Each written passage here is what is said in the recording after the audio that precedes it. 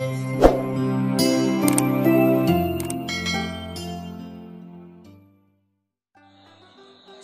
సరస్వతికి నమస్కారం. అందరికీ స్వాతంత్ర్య దినోత్సవ శుభాకాంక్షలు. 1947లో బ్రిటిష్ వలస పాలన నుండి మన దేశం స్వాతంత్ర్యం పొందింది. దీనిని గుర్తుగా ప్రతి సంవత్సరం ఆగస్టు 15న భారత స్వాతంత్ర దినోత్సవాన్ని జరుపుకుంటున్నాం. ప్రతి భారతీయుడు ఆనందంగా జరుపుకునే జాతీయ పండుగ ఇది. ఎందరో మహనీయులు స్వాతంత్ర్య పోరాటంలో తమ జీవితాలను తృణప్రాయంగా విడిచిపెట్టారు.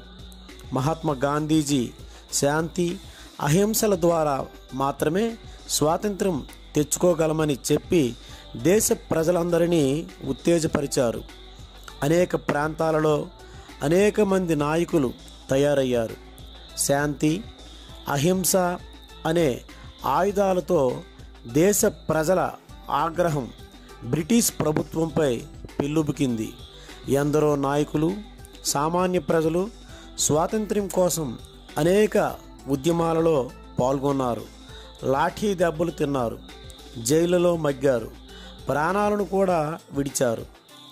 అల్లూరి సీతారామరాజు, భగత్ సింగ్, మంగల్ పాండే మొదలైన వారు సాయుధ పోరాటం చేసి బ్రిటిష్ వారి గుండెల్లో రైళ్లు పరిగెత్తించారు.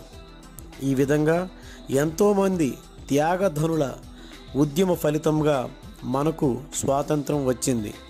మనము ఈవేళ ఇంత స్వేచ్ఛగా ఇక్కడ సభ జరుపుకుంటున్నామంటే వారి పుణ్యమే.